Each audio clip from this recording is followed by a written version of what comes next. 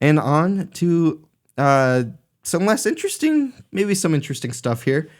The EU has fined Apple nearly 2 billion with a B, in case you were wondering, for blocking alternative music apps. So this is the third largest fine from the EU, and it's first directed straight at Apple.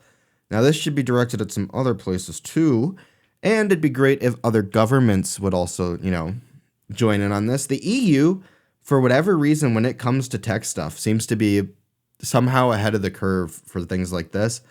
Now, following months of speculation, can't speak now, the European Commission has officially handed down its fine to Apple, and it's much higher than it was initially supposed to be. Apple is on the hook to pay $1.95 billion for restricting alternative music streaming apps on the App Store. Now, this is not the only thing that they should have gone after. This should have been a way more blanketed fine for this.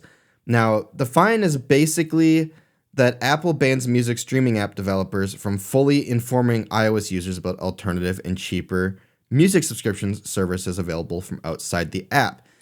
Now, this is where we get into the ground of it needed to be, it just needed to be tuned just a little bit more and it would have been perfect. Still really great. And $2 billion is a fine that Apple is actually going to look at and be like, maybe we should care about that one a little bit.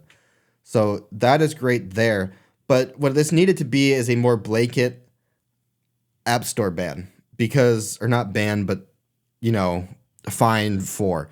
Because the thing that they're really talking about here is if you go on Spotify and you try to get a subscription. Now, a lot of these apps you can't even upgrade in the app anymore, but also what they do is they charge more because Apple's taking their 30%.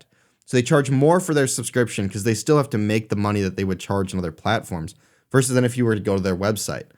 Now, Apple had already gotten mad at a bunch of people because they had fully removed subscriptions from their app and had just put a link to the website. And then Apple's like, no, you can't do that. You got to charge it.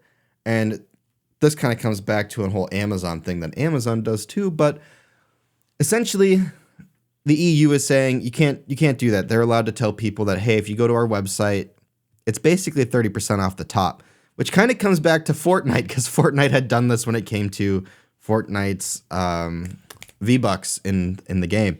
They had also been charging more for similar priced items until Apple got really mad. Now, the reason this needed to be more blanket is this happens with way more than just music services. It also happens in Google Play. It happens everywhere. So this really needed to be a more blanketed thing. Sure, Apple is the big bad guy here, but could have been a little more blanketed is the point. Now, the company has also prevented developers from including information about links or alternative subscription purchasing pages on their websites or in emails. Apple has engaged in these practices for nearly 10 years and might have caused iOS users to pay more for music services and other apps, blah, blah, blah, blah.